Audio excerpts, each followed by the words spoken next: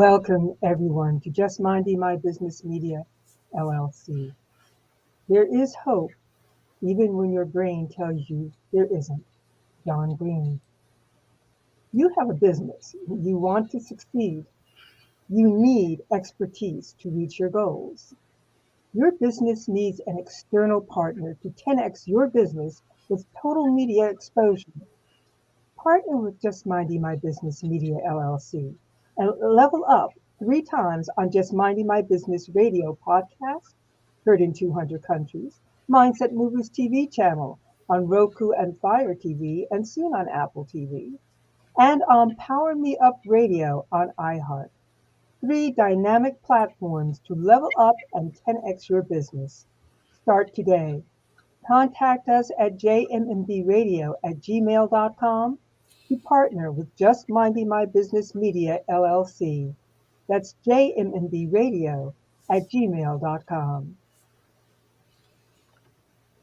Take your time healing as long as you want.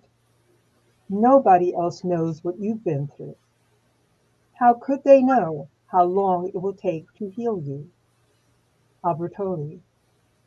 Today we welcome, through her work as an author, confidence coach, and certified aromatherapist, Theresa Tirk.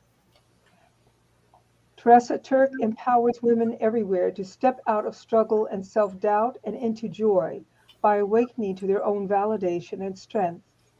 Theresa creates massive impacts in her clients' lives with dynamic daily rituals and simple yet powerful mindset shifts. Theresa was called to coaching through her own spiritual journey of self-discovery following a battle with depression and anxiety. She is the author of the Amazon bestseller, Uncensored, A Guide to Putting on Your Big Girl Panties. She is the host of the Ritual Queen podcast and CEO of the Ritual Queen, LLC. Welcome, Theresa. Hello. Thank you for having me. It's an honor to be with you. It's an honor to have you as well. Thank you. So, beginnings.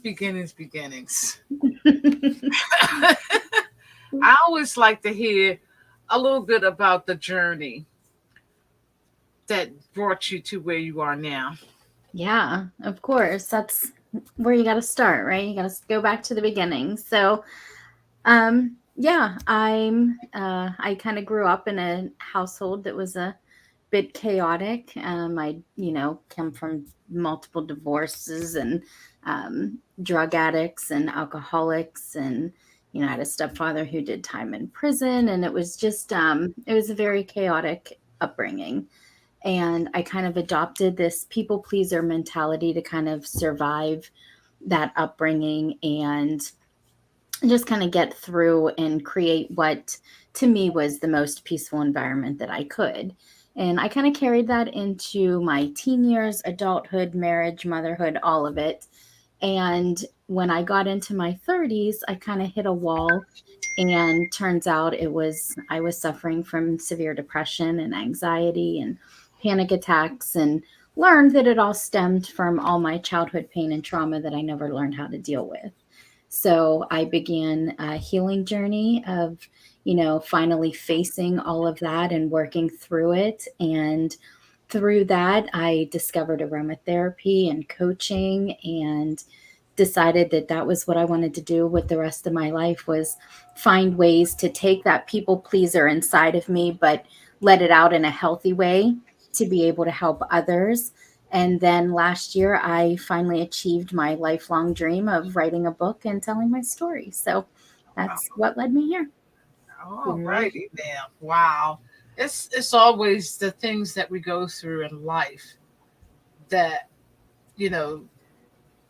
helps other people. You know what I'm saying? And we don't realize it when we're going through it. No. We don't realize that whatever we're going through, we're going to be using it down the road to help somebody else. Right. When you're in it, you feel like it's breaking you. Yes, absolutely. You definitely don't see an out for it. Right. So your therapy, tell us a little bit about that and explain to us what it is. You mean the therapy that I went through? No, the therapy that you offered. Oh, What's it sorry. called again? No problem. Certified Aromatherapist? Oh yeah, so the aromatherapy is the use of essential oils. Oh, okay. And I incorporate that into like I make a bunch of products like for my family and friends and stuff. But I have you ever heard of EFT, emotional freedom technique tapping? Oh, yeah, tapping. Okay. So I combined the aromatherapy with that and I call it aroma tapping. And so it takes the neurological aspect of the EFT and it combines it with the sensory aspect of the aromatherapy for just a greater impact for that technique to help you move through your fears, your anxieties, your struggles. And it really produces some beautiful outcomes. Okay, because I never heard of that together like that. I know about Yeah. the tapping, but I didn't know about the oils incorporated with that. Yeah, it was just something that I was doing on my own, just because of my aromatherapy background. And I just noticed that it really seemed to it because it then gives you that sensory perception, right? So when I'm having a bad day or something and I throw that particular oil that I was using in the moment of the tapping into my diffuser, it kind of just like hits my nervous system in a different way and allows me to just kind of relax and go back to that centered feeling that I felt after I did the tapping method. Oh, okay. Just in case somebody hasn't heard of tapping, could you talk a little bit about Yeah, that? absolutely. I love it. So it's called EFT tapping, emotional freedom technique. It's been around for centuries. I believe that it derives from Chinese medicine and it's based off of acupuncture. And it uses the energy medians in your body, like the top of your head, the side of your eye, under here, collarbone, and then underarm. And basically, what you do it is you come up with, you decide like what you have going on that you're trying to work through.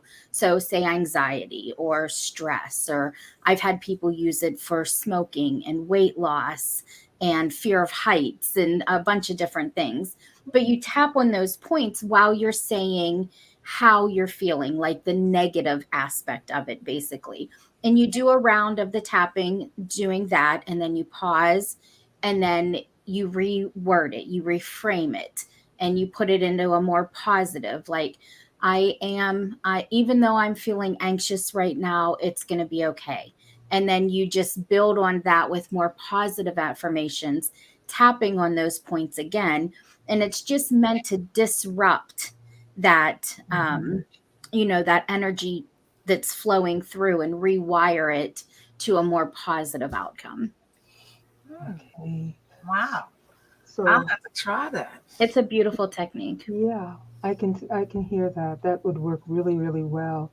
So as a confidence coach, how does that work with the tapping? Because I could see where they could come together. So Yeah, can you tell us about absolutely. that?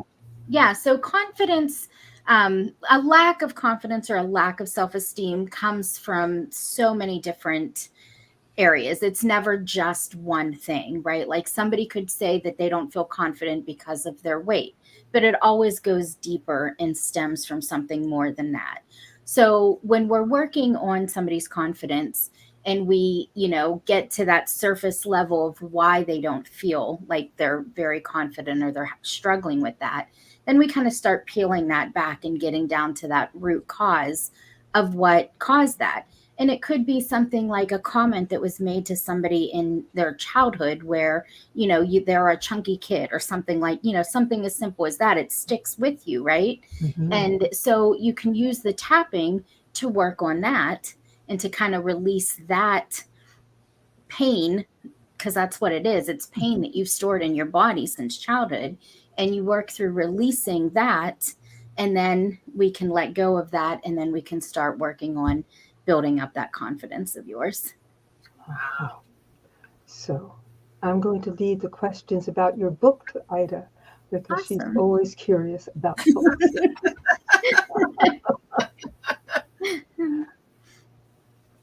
Yes. So the book. Oh, I thought you was going to ask a question. No, I was going to leave that to you because I know that you really enjoy doing that. Yes. I thought you was gonna bring it on. Well, I'll get it started. You have an Amazon bestseller, I do. and it says that it is there are so many questions for you, but we'll go ahead and do the book first. Okay. That it's based on your own battle with depression and anxiety. Yeah. And it is called Uncensored, a guide to putting on your big girl panties. I love the title. Yeah. Thank you. I love the title. It's fun, right? Like I Yeah. wanted it to be fun and catchy, and yeah, you gotta. I mean, it's serious, very serious topics that I touch on in it, but I wanted it to have some lighthearted to it as well because I'm kind of goofy and silly, and so I put my personality into it. So even though we talk about very serious things, it also has moments that I hope make you laugh. So. Yes, I thought when I read that big girl panties, I heard that expression before. Yeah. And I had to chuckle when I read it. Good. I'm glad. That was the point. So yeah, it's a memoir basically. It's about my life from childhood to today. I don't hold back. I'm very open and vulnerable and raw in it, and I give you all the dirty, the good, the bad, the ugly. It's all in there, but I wanted it to have an element of the self-help so that anybody that recognizes themselves in any part of my story had tools to begin their own healing journey. Yes. Wow. Okay. So I want to know about this battle because so many of our listening members of our listening audience are going through that right now. Yeah, it's very heavy right now. Yeah, they need to hear your voice and maybe a little bit of how you came into it and how you got out of it. Yeah, thank you. And one thing that I will say about the whole mental health struggle is it's always like you never kind of feel like you're cured of it, right? So like there's always times where you can slip right back into it.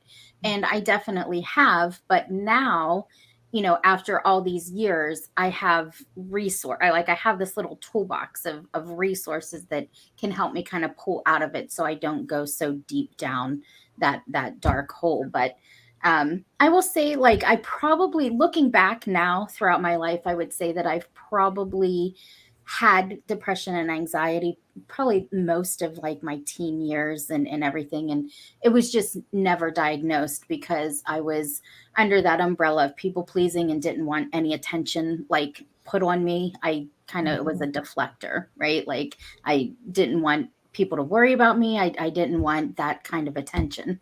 So I hit a point in probably like my late 30s where I was having suicidal thoughts. And I will say to that, like, I have been married to this amazing, wonderful man who is my best friend since we've been together since we were 20 years old. We have two beautiful children. Like, I built this life that I always wanted as a kid. Right. Like when you grow up without that, like for me, that was like the goal, right? Like achieving this amazing family that was steady and calm and happy. Like that's what I always wanted. And so, when I'm sitting at the computer and I'm like trying to figure out how I can do this so that my family still gets life insurance, I'm like, but you have what you always wanted. Like, why are you feeling like, why do you not feel fulfilled? Why are you feeling like this? Like, what is wrong with you? And I think that's what a lot of people who struggle kind of carry, that guilt and shame. Like, what's wrong with you? Like that you like, what do you have to be sad about? Right. Like that's a big stigma around depression.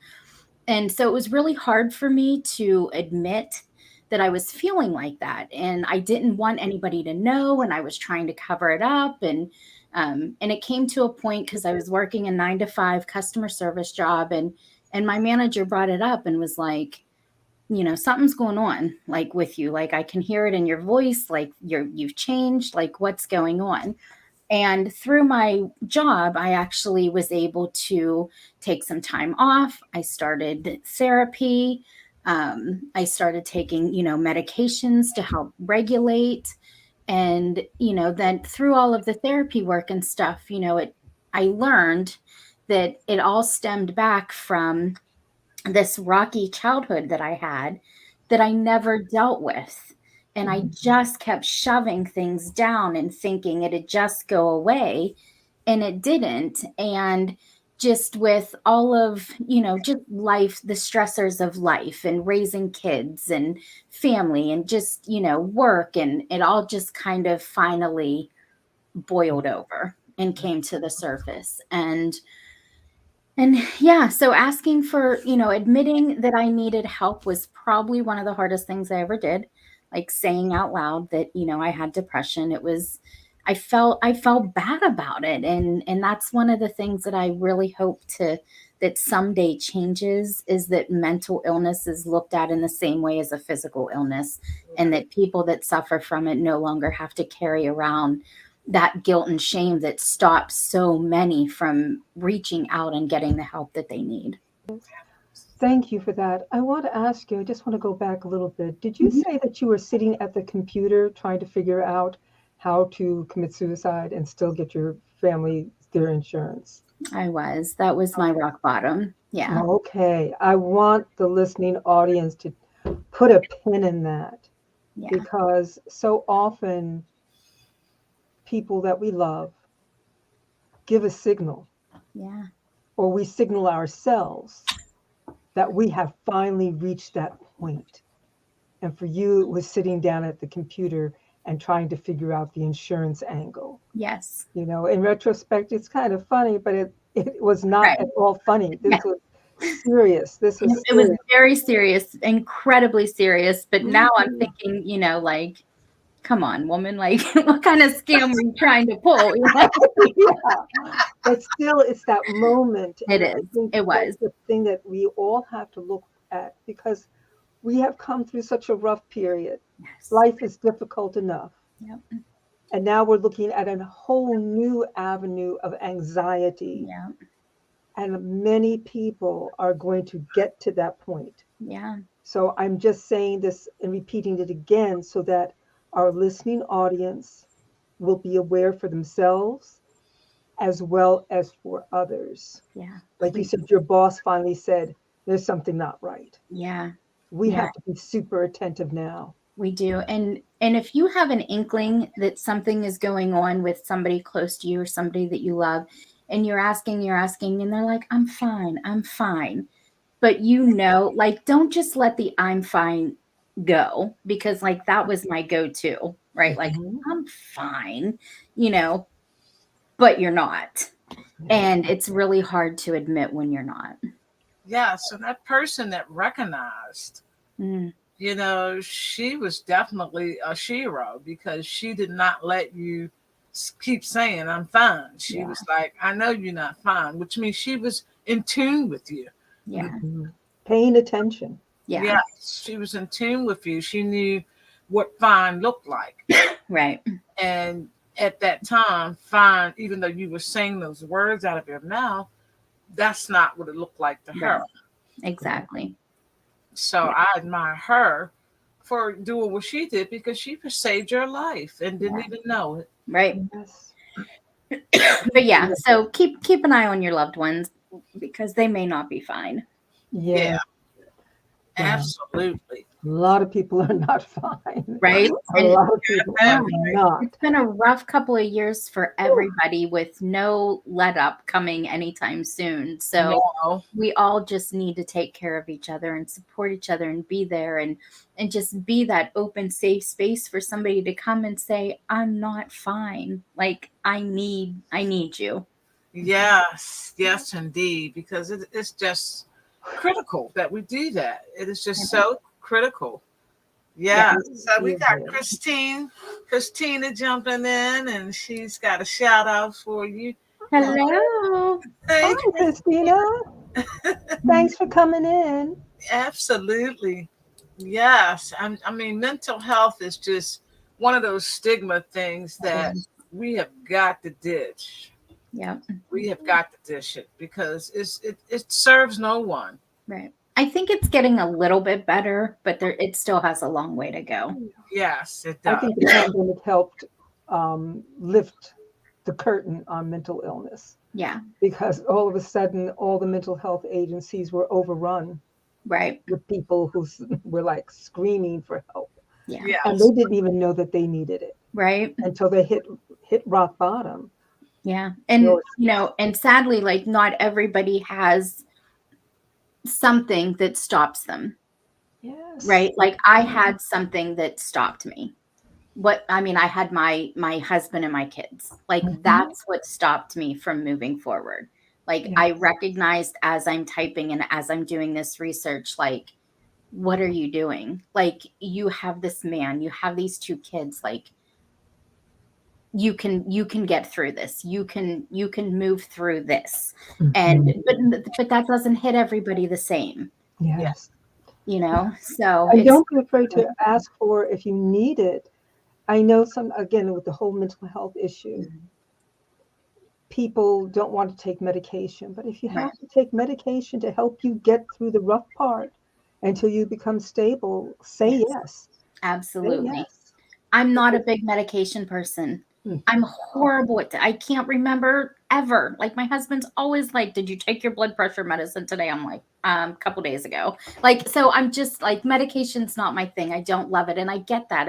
And some people don't like to do it at all, but it's a tool. It's a necessity to get you to being balanced. And then you can learn other ways to keep yourself in that balanced phase, but know that the medication and the traditional therapy and stuff is always there for you if you fall off again. Yes. So, think of it as a resource for you, a temporary resource, versus it being like this permanent crutch that you have to have. Absolutely. We got another shout out. All right. It's definitely critical. You said it, Christina, because we can't do nothing if our mind is all messed up. That's right. Exactly. And that's where so many of us are. Yeah. So many people are in that place, right? And the news of the last couple of days has not made anything any better. It's very overwhelming. Yeah. People extremely anxious. Yes. And it's so, I was looking at my statistics tonight, and we have viewers in Ukraine. And I'm thinking to myself, wow, they're going through a war, running for their lives, but they're listening to us. Yeah. They need that string of hope. They need something to hold on to. Yes. And I was feeling honored that, they listen to our podcast to get through what they're doing right now. Wow. What's going on with them right now. So I was like honored and amazed all in the same breath. That's wonderful. So you're coaching. Yes. How do people connect with you in your coaching? You mean like, where do they find me? Yes, ma'am.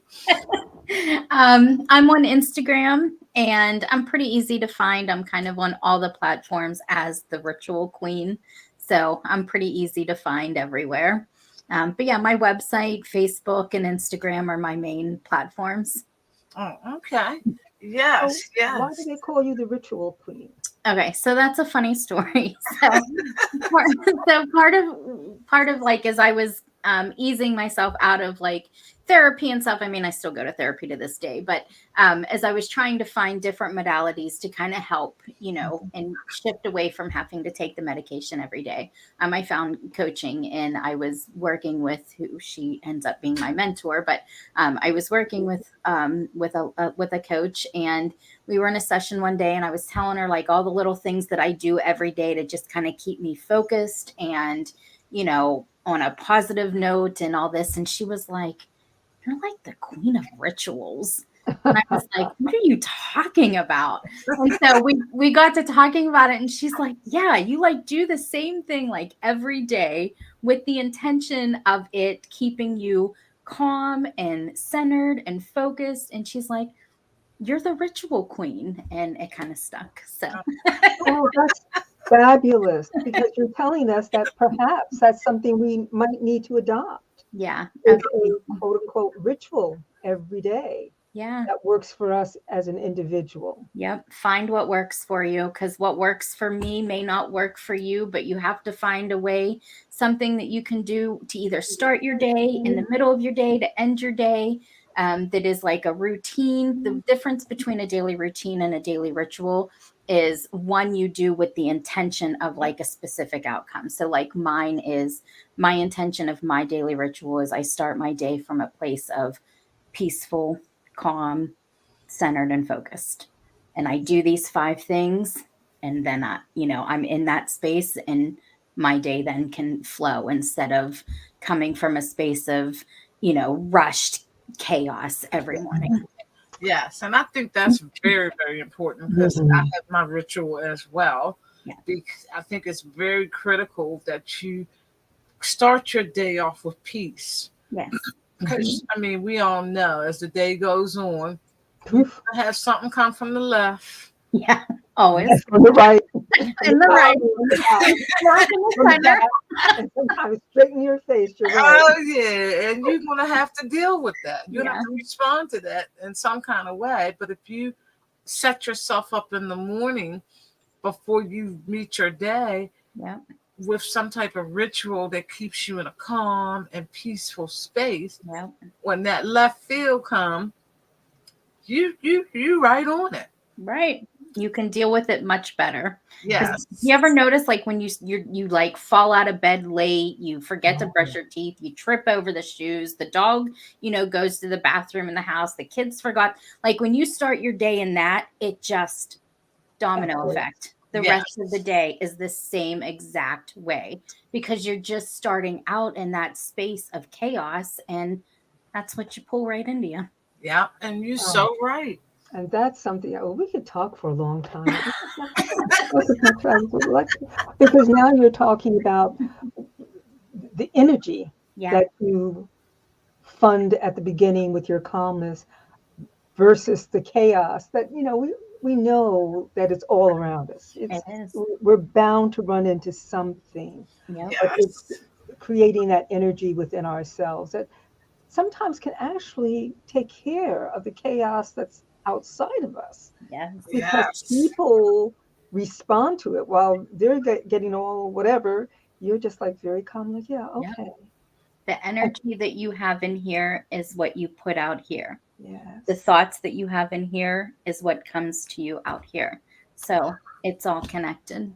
Oh, I want to talk to you forever. Yes.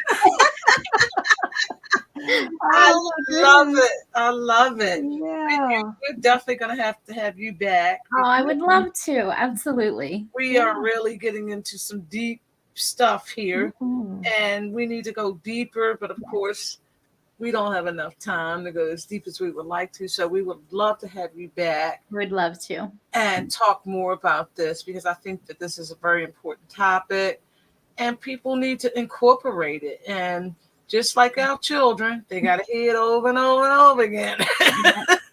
Listen, my whole motto is simple daily rituals and mindset shifts will transform your life. Amen. And on that note, how can people get in contact with you again? Yeah, absolutely. So my website is theritualqueen.com. On Instagram, I'm at theritualqueen. And if you want to check out my book, it's on Amazon and Barnes & Noble. All righty now. So thank you so much, Theresa, for Thank you so much for having me. It's been a blast. Yes, it has. And thank you, audience, for tuning in. We appreciate you, and come back next time.